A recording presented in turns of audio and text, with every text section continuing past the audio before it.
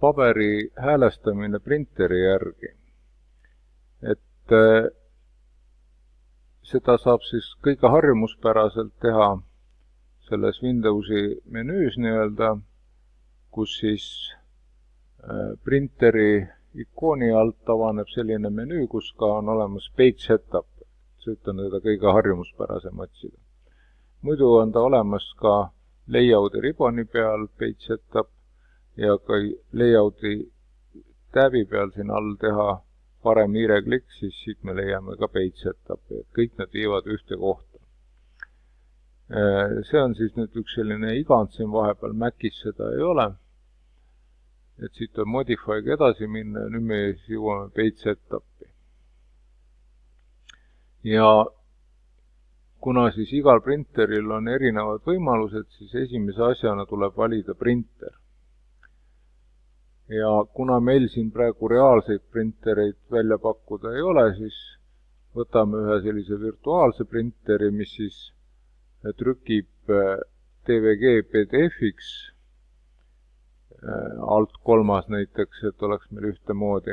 Nüüd PDF-i printereid on siin veel, aga et oleks ühtemoodi, siis võtame selle ja alt 3.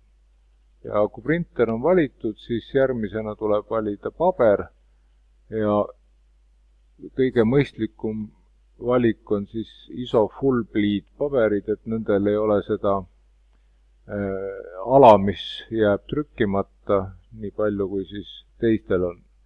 Näiteks võtame ISO full bleed A3, sest tavaliselt ei ole suuremat printerit käepärast. Juhul kui on, siis võib võtta muidugi ka suurema. Ja siis siit sellest preview pealt on näha, et paberi suurus on 420 × 297, mis on tavaline A3 paberiks, aga isegi sellel full bleedil on ikkagi mingi 1,6 mm servadest läheb kaotsi. Aga see on nii väike kadu, et sellega me saame leppida. Et kui võtta siit mingisugune tavaline ISO A3, siis sellel läheb servadest kaotsi juba siin mingi 12 millimeetrit, jah.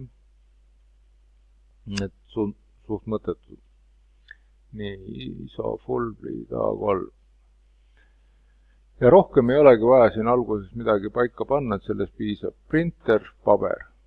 Ja paneme OK, close ja nüüd on siis ennem A3 peale tehtud vaateports siin nii väike nagu ta on, selle saab move käsuga liigutada siis näiteks keset joonist, kui peaks tahtma ja siis muuta selle suurust ja mõõtkava, kui me ta lukust lahti võtame, paneme siis näiteks 1/4, mahub ära küll. Paneme lukku jälle. Nüüd ma ei hakka eraldi videot tegema siis salvestamise kohta, et salvestamine käib ikka nii, nagu salvestamine käib, et tuleb üles otsida save käsk või trükkida sisse save ja Ctrl S töötab ka väga hästi. Et peale seda siis tuleb leida lihtsalt koht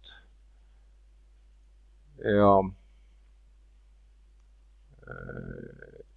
panna siis, ma enda failid panen siis lihtsalt siia kataloogi.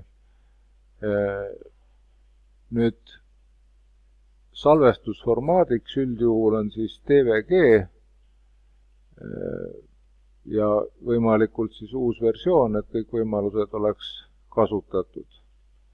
Et vanemad versioonid teevad suuremad failid ja seal osa võimalusi siis kaovad ära, mis uuemates versioonides on olemas. Ja AutoCAD on siis selles mõttes rumal, et kui teil on vanem AutoCAD, siis 2018. aasta versiooni 2017. aasta AutoCADiga näiteks lahti teha ei saa, hakkab jonnima. nii et vahel on mõistlik siis salvestada vanemasse versiooni, kui millegipärast on olemas mingi vanem joonis see AutoCAD. Nii panen siia näiteks kuupäevaga, mis meil täna on siis 10. tõesti juba või?